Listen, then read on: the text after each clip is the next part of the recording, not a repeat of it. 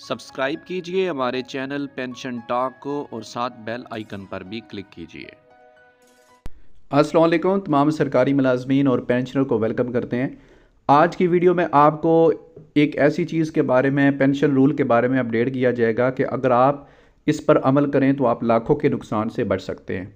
Retirement पर 20% कटौती का जो नोटिफिकेशन है ये किस तरीके से इम्प्लीमेंट होता है, कौन से मुलाजमीन इसकी ज़द में आएंगे और आप किस तरह इन चीज़ों से बच सकते हैं कि आपको maximum benefits at the time of retirement मिल सकें। वीडियो पूरी देखें। पहली बार चैनल विज़िट कर रहे हैं तो सब्सक्राइब ज़रूर कर लें, साथ बेल आइकन पर क्लिक करें। नोटिफिकेशन जनाब government of Pakistan finance division regulation wing का आपके सामने है।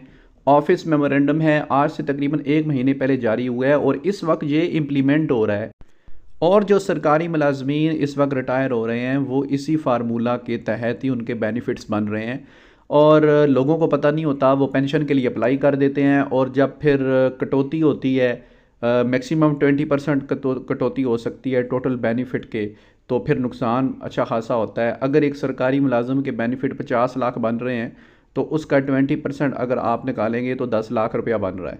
तो आप ये देख लें कि कितना बड़ा लॉस है, तो आप किस तरह से इन चीज़ों से बच सकते हैं। सबसे पहले आप ये जहन में रखिए कि गवर्नमेंट ने, वफाकी हुकूमत ने वॉलंटरली रिटायरमेंट पेनल्टीज़ लगाने का फ़ैसला किया है। रज़ाकराना रिटायरमेंट वो सरकारी मुलाजिम लेते हैं जिनकी सर्विस अभी बाकी होती है, यानी कि उनकी 60 साल अभी उम्र पूरी नहीं होती, लेकिन पेंशन के लिए चूँकि वो एलिजिबल होते हैं, एल होते हैं, तो वो सोचते हैं कि वो अप्लाई कर दें, पेंशन ले लें और जल्दी जो है वो बेनिफिट्स वगैरह हासिल कर लें, कम्यूटेशन ले लें, नेट पेंशन भी उनको मिल जाए, लीव इनकैशमेंट भी मिल जाए, तो वो अर्ली रिटायरमेंट अप्लाई करते हैं। इसको वॉलंटरली रिटायरमेंट, रज़ाकराना रिटायरमेंट, जो कि सरकारी मुलाजम अपनी मर्ज़ी से लेता है जब भी वो पेंशन का अहल होता है। तो ऐसी सूरत में वफाकी हुकूमत ने सरकारी मुलाजम के ऊपर पर ईयर 3% कटौती और मैक्सिमम 20% बेनिफिट में कटौती इम्पोज़ की है। तरीक़ाकार जनाब ये है कि मैं थोड़ा सा आपको मुकम्मल बैकग्राउंड और सिनेरियो भी बताता हूँ। एक सरकारी मुलाजिम जिसकी अभी उम्र हुई है 57 ईयर, 57 साल उसकी उम्र हुई है, 3 साल उसकी अभी सर्विस बाकी है, लेकिन 57 साल के ऊपर वो पेंशन के लिए एलिजिबल हो जाता है कि उसकी सर्विस 26, 23 या 28 साल हो गई है और वो ये सोच रहा है कि मैं पेंशन के लिए एलिजिबल हूँ तो क्यों ना रिटायरमेंट ले लूँ।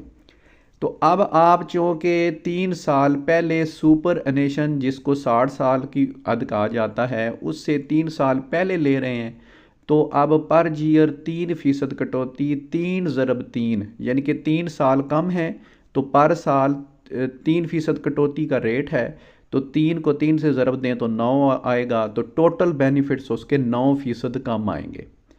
इसी तरह कुछ सरकारी मुलाजम ऐसे भी हैं जिनकी अभी उम्र होती है 54 ईयर, 54 साल, और वो रिटायरमेंट के लिए एलिजिबल हो जाते हैं और वो रिटायरमेंट ले लेते हैं, पेंशन ले लेते हैं, तो यूँ वो 6 साल पहले सुपर एनेशन से पेंशन ले लेते हैं, तो 6 ज़रब 3, क्योंकि 1 साल का रेट 3% है, तो 18% उनके बेनिफिट कम हो सकते हैं।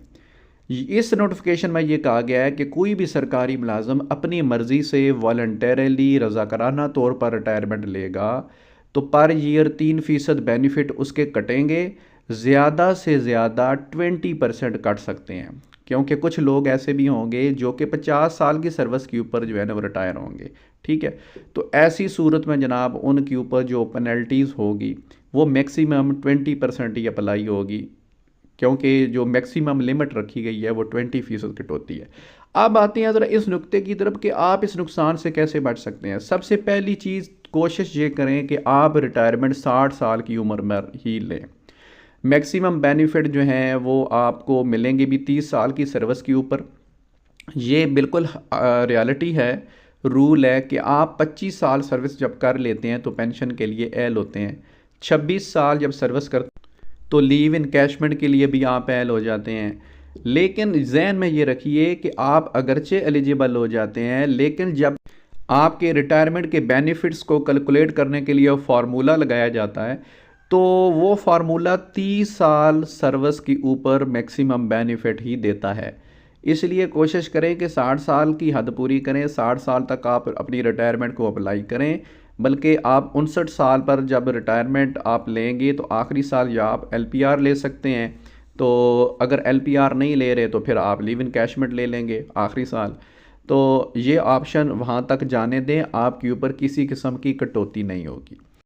यहाँ पर ये चीज़ भी ज़हन रख लें कि वफाकी हुकूमत की तरफ से ये जो नोटिफिकेशन आया है 20% पेंशन बेनिफिट्स में कटौती का, ये वफाकी मुलाजमीन के ऊपर इम्प्लीमेंट होगा, सूबाई मुलाजमीन के ऊपर इम्प्लीमेंट नहीं है, क्योंकि सूबों की तरफ से ये नोटिफिकेशन नहीं आया।